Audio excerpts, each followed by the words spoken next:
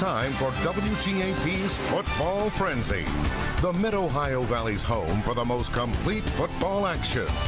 Sponsored by WVU Parkersburg and by Matheny Buick GMC. Well, good evening, everyone, and welcome to Week 4 of your Friday Night Football Frenzy, brought to you by WTAP and Matheny Buick GMC. I'm your host, Ryan Wilson, and I'm joined by the first time this year by WTAP's Karan Alston, who joined me on Tailgate the last few weeks, and now you're here tonight. Karan, are you excited to go through all these games? Yeah, I'm very excited. We got to see lots of action on the field tonight as teams are starting to get into midseason form, and we'll have a live guest tonight as Parkersburg South head coach Nathan Tanner stops by to talk about their game tonight. Well, let's get it started. We begin the night where we started tonight in Football Frenzy Tailgate at the Erickson All Sports Facility. The Parkersburg South Patriots played their first 2 games on the road. Both were resounding victories, and they were scoring a lot of points. A lot.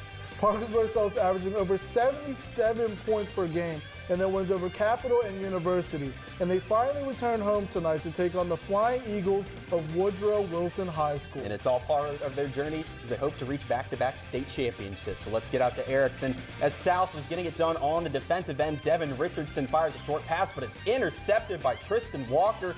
He gets a nice return, but the yardage would be called back. A third down, they hand it off to Gage Wright, who's had a great start to the season, and it continues. He goes up the middle untouched for the touchdown as South takes a 6-0 lead. But the Eagles would get on the board in the second quarter as Richardson fires this 4th down pass to Elijah Waller, and he gets the touchdown. We are tied at 6, but South responds after a nice kickoff return. Turner Garrettson, the new starting quarterback, rolls left, finds Dylan Fleek wide open. He gets down just out at the 1-yard line, and then on the next play, they get the payoff. They hand it to Wright up the middle, and he just reaches out across the goal line there as South takes a 14-6 lead. Next Eagles possession, Richardson sneaking it, but look at that. Gage Wright strips the ball away, breaks a couple of tackles there, and he is off 55 yards for the scoop and score touchdown as South leads at 21-6. And then before the half, Garrettson finds Wright on a little swing pass, follows his blockers, weaves through defenders. That is his 4th touchdown of the half.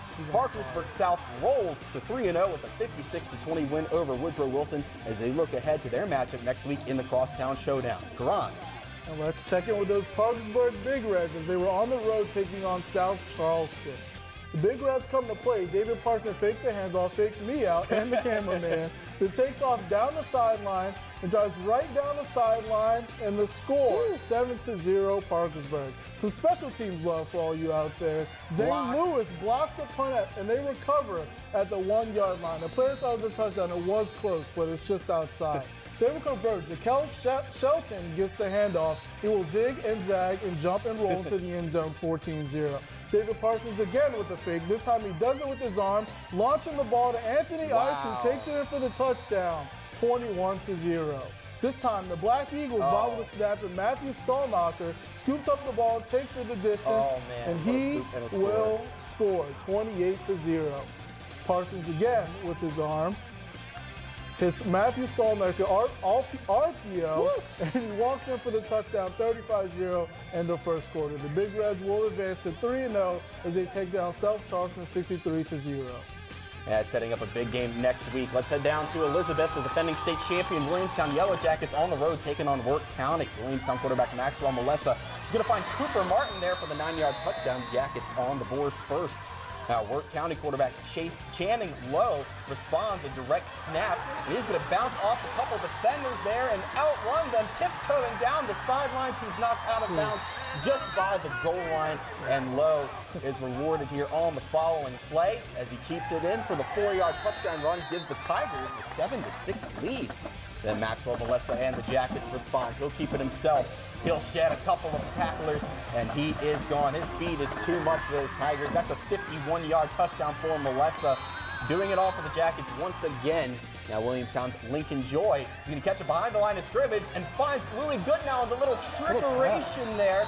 Williamstown extends the lead, and they do get another win as they take down the Tigers 56-21.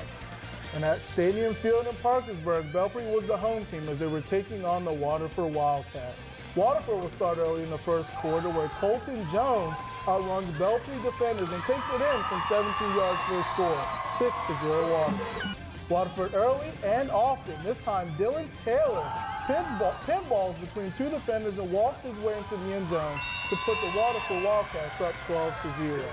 Waterford on their side of the field again pitches left, and Taylor fumbles the ball actually. The Golden Eagles will pick it up and take it up the sideline. He's getting close, but he will be brought down just inside the 40-yard line. Waterford again, this time a screen pass from Xavier Heiss to junior Max Roberts, who outraces the Golden Eagles for the 21-yard touchdown, 19-0 Wildcats. The Wildcats will improve to 3-1 on the season as they take down Belpre 47-6. Well, stay with us. There's a lot more ahead as we have some more football frenzy games to bring you tonight, including the Fort Fry Cadets. They're taking on a team visiting from Canada. The highlights are straight ahead.